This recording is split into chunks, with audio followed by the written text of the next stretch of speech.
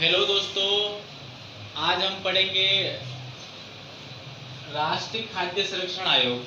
ठीक है, भारतीय राष्ट्रीय खाद्य संरक्षण आयोग।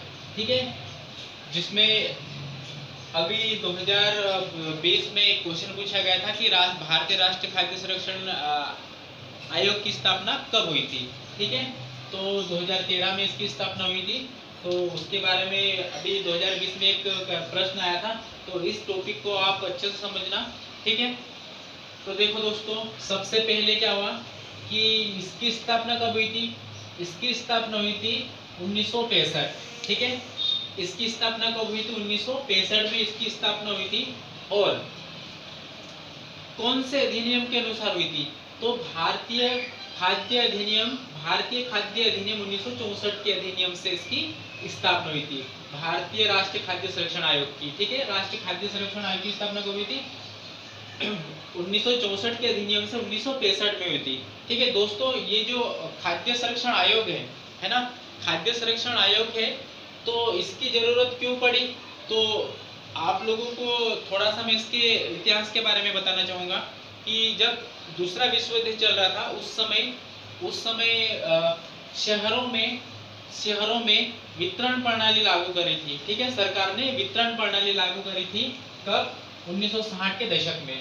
ठीक है, सार्वजनिक वितरण प्रणाली की स्थापना, पीडीएस की स्थापना 1960 के दशक में सरकार ने लागू करी थी कि कोई भी व्यक्ति भूखा ना रहे। इसलिए इस राष्ट्रीय खाद्य संरक्षण आयोग की स्थापना की गई थी। तो आप लोगों को याद रखना है कि इसकी स्थापना कब हुई थी, 1965 में। कौन से अधिनियम के अनुसार हुई थी, भारतीय खाद्य अधिनियम 1964 के अधिनियम से हुई थी। ठीक है, अब ये कैसा निकाय है, तो ये एक कैसा निकाय है, एक संवैधानिक निकाय है। कैसा निकाय है, एक संवैधानिक निकाय, संवैधानिक या फिर बोल सकते सांविधिक निकाय है। कैसा है निकाय, ये सांविधिक निकाय है। सांविधिक निकाय, सांविधिक निकाय यानी क्या, स्टेचुटरी। ठीक है, कैसा निकाय है ये, स्टेचुटरी। ठीक है, कैसा निकाय है ये, सांविधिक निकाय है। क्यों, क्योंकि ये एक अधिनियम से बना हुआ है, इसका उल्लेख संविधान में कहीं पर नहीं है, सिर्फ ये संसद के द्वारा पारित किया हुआ है, एक अधिनियम बना हुआ है, इसलिए। अब दूसरी बात, सार्वजनिक वितरण प्रणाली की स्थापना कब हुई थी। ठीक है, सार्वजनिक वितरण प्रणाली की स्थापना हुई थी 1960 में। कब हुई थी इसकी स्थापना, 1960 में। सार्वजनिक वितरण प्रणाली पीडीएस। ठीक है, अब ये सार्वजनिक वितरण प्रणाली क्यों लागू करी थी, मैंने अभी बताया कि 1900 जब दूसरा विश्व युद्ध चल रहा था, उस समय कोई भी व्यक्ति भूखा नहीं मरे, इसलिए सरकार ने एक वितरण प्रणाली लागू करी थी, है ना। खाद्यान्नों को कहां पर सरकार ने क्या किया था, पहुंचाया था। ठीक है, एक शहरों में इसको खाद्यान्नों को पहुंचाया था, इसलिए इसको लाया गया था, पीडीएस। ठीक है, पीडीएस का अब इसको पीडीएस क्या है, ये PDS public distribution service, public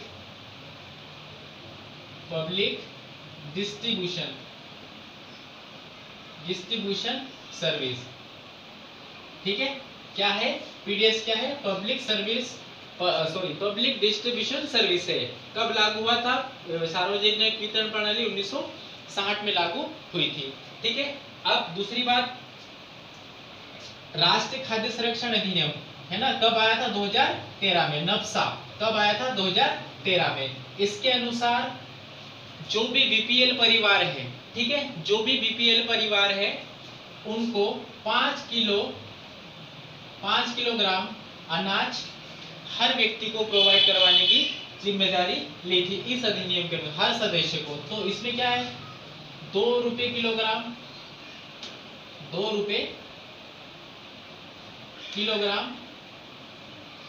गेहूं और 3 रुपए किलोग्राम चावल और 1 रुपए किलोग्राम मोटा अनाज प्रोवाइड करवाया जाता था। ठीक है, करवाया जाता है, अभी भी करवाया जाता है। ठीक है, अब खाद्य, अब नफ्सा, नफ्सा का फुल फॉर्म क्या है, इसका फुल नेम क्या, नफ्सा नेशनल फूड सिक्योरिटी एक्ट। क्या है इसका,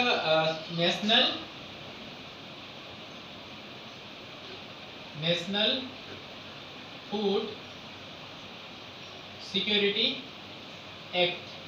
ठीक है, क्या है इसका, नेशनल फूड सिक्योरिटी एक्ट। ठीक है, नफ्सा का मतलब है ना। अब खाद्य सुरक्षा एवं खाद्य सुरक्षा एवं मानक अधिनियम 2006 कब आया था, खाद्य सुरक्षा एवं मानक अधिनियम 2006। ये क्या था दोस्तों, ये जो था कि सरकार ने इसको इसलिए, इस अधिनियम को इसलिए बनाया था क्योंकि कोई भी, है ना, कोई भी वस्तु की, किसी भी वस्तु की गुणवत्ता को जांच करने के लिए इस खाद्य सुरक्षा एवं मानक अधिनियम 2006 को बनाया गया था। ठीक है, उसकी गुणवत्ता को टेस्ट करने के लिए।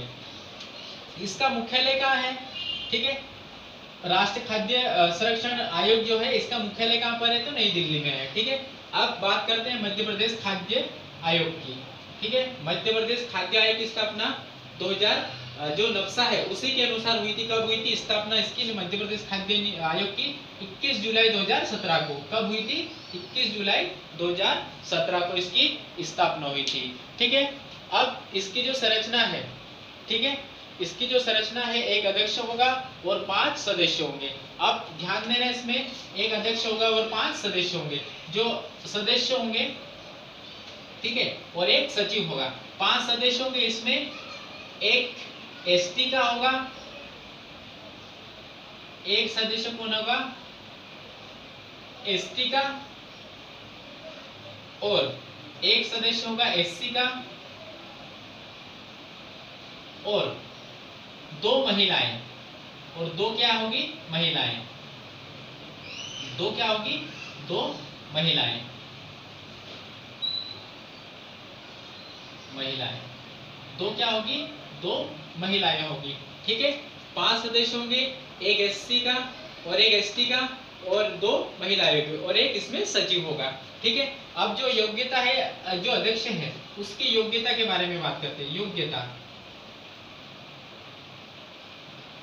इसकी जो योग्यता है, अखिल भारतीय सेवा में, अखिल भारतीय सेवा में, या फिर राज्य सेवा में,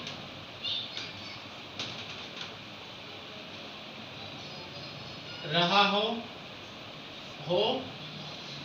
या फिर रहा हो। ठीक है, इसकी जो योग्यता अध्यक्ष की कौन होगा, कौन बनेगा अध्यक्ष के, तो अखिल भारतीय, ठीक है, अखिल भारतीय सेवा में हो या फिर राज्य सेवा में हो या फिर रहा हो। ठीक है, जो भी हो, या फिर वर्तमान या फिर पुराना, कोई सा भी, या फिर स्वास्थ्य, कृषि, ठीक है, लोक सेवक,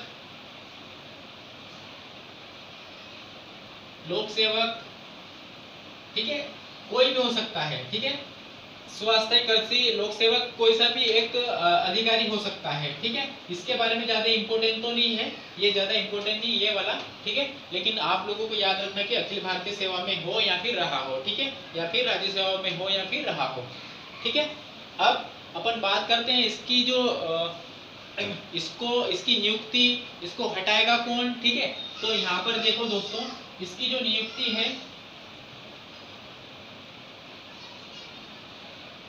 इसकी नियुक्ति, ठीक है, वेतन, नियुक्ति, वेतन, हटाना,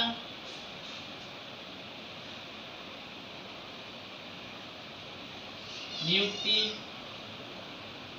वेतन, हटाना। ठीक है, तो वो कौन करेगा डिसाइड, वो राज्य सरकार करेगी। कौन करेगा, राज्य सरकार, राज्य सरकार। ठीक है, इसकी नियुक्ति कौन करेगा, राज्य सरकार। इसको हटाएगा कौन, राज्य सरकार। और इसका वेतन के बारे में कौन डिसाइड करेगा, राज्य सरकार। ठीक है, सब जितना भी है सब राज्य सरकार करेगी। अब इसका जो कार्यकाल है यहाँ पर बताता हूँ, कार्यकाल, कार्यकाल, ठीक है। इसका जो कार्यकाल है 5 वर्ष से 65 वर्ष तक। इसका जो कार्यकाल कितना है 5 वर्ष से लेकर 65 वर्ष तक। और ये पुनः नियुक्ति, इसकी पुनः नियुक्ति हो सकती है, पुनः नियुक्ति इसकी हो सकती है।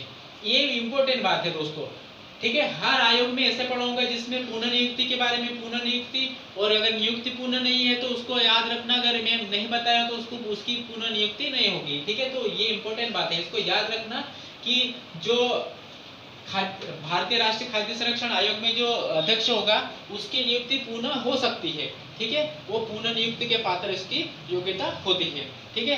और इसका जो कार्यकाल है 5 वर्ष से लेकर 65 वर्ष तक इसका कार्यकाल होता है, ठीक है।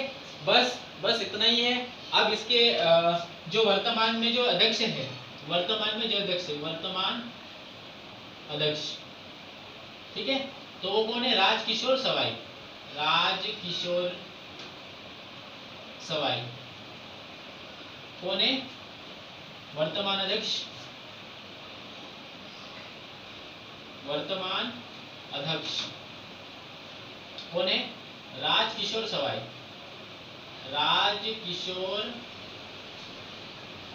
सवाई, राजकिशोर सवाई, ठीक है। बस इतनी बातें आप याद रख लो, कोई ना कोई प्रश्न तो आप लोगों को मिल ही जाएगा। और ये टॉपिक मेंस के हिसाब से भी है, ठीक है, इसको हमेशा याद रखना, ठीक है। और 2 बातें और ये कैसी, अब इसको जो राज्य में जितने भी जो खाद्यान्न पहुंचाते हैं, ठीक है, तो वो कौन पहुंचाता है? तो एफसीआई कौन पहुंचाता है? यहाँ पर देखना, एफसीआई, एफसीआई भारतीय खाद्य निगम कौन पहुंचाता है? भारतीय खाद्य निगम, ठीक। और कहा जो राज्य में ये कैसे कौन पहुंचाता है? भारतीय खाद्य निगम। और ये एक नोडल एजेंसी है, इसको याद रखना हमेशा। कैसी एजेंसी है? एक नोडल एजेंसी, नोडल एजेंसी, ठीक है। ये कैसी एजेंसी है? एक नोडल एजेंसी है। कैसी एजेंसी है? Nodal agency. ये जो नोडल एजेंसी, इसको एफसीआई के अनुसार यहाँ पर हर राज्य में इसको जितने भी खाद्यान्न है उसको पहुंचाती है, ठीक है। तो आप लोगों को अच्छे से याद हुआ होगा। तो दोस्तों मेरे चैनल को लाइक और सब्सक्राइब जरूर करिएगा। और हर दिन मैं आप लोगों के लिए एमपीपीएससी 2021 के लिए इतना अच्छे से पढ़ा दूंगा कि आप लोग अच्छे से इसमें मार्किंग कर पाएंगे, ठीक है। और याद रखना कि जो भी अपन जो काम कर रहे हैं अपने लिए करो, ठीक है, अपने लिए करो। दुनिया तो ऐसी है, ठीक है, कि आप लोग अगर फेल हो जाओगे तो गालियां पड़ेगी, और आप लोग अगर सक्सेस हो जाओगे आपके कदमों में आके गिर जाएगी, ठीक है। तो दुनिया के बारे में मत सोचो, अपने बारे में सोचो, और अपने जो सिद्धांत है उसको लेके चलो। ऐसे लोग हैं यहाँ पर जो खुद तो पढ़ाई नहीं करते और एग्जाम एक भी क्वालिफाई नहीं करते हैं, और दूसरों के बारे में बुराई सोचते रहते हैं, ठीक है। तो आप लोग उनको इग्नोर करो, उनको अवॉइड करो, और अपने बारे में सोचो कि अपन को क्या करना है, ठीक है। तो हमेशा याद रखना कि अपने लिए करो, अपने परिवार के लिए करो, ठीक है। किसी दूसरे व्यक्ति के जो भी गालियां पढ़ने दो, वो बोलेंगे आप लोगों को, हाँ, दूसरे के सामने बोलेंगे कि ये तो ऐसा वैसा, ठीक है। पर आप लोगों को उनको इग्नोर करो, और अपना जो एम्स है, अपना जो टारगेट है उसको बना के रखो, और अच्छे से पढ़ाई करो, ठीक है। जय हिंद, राम राम।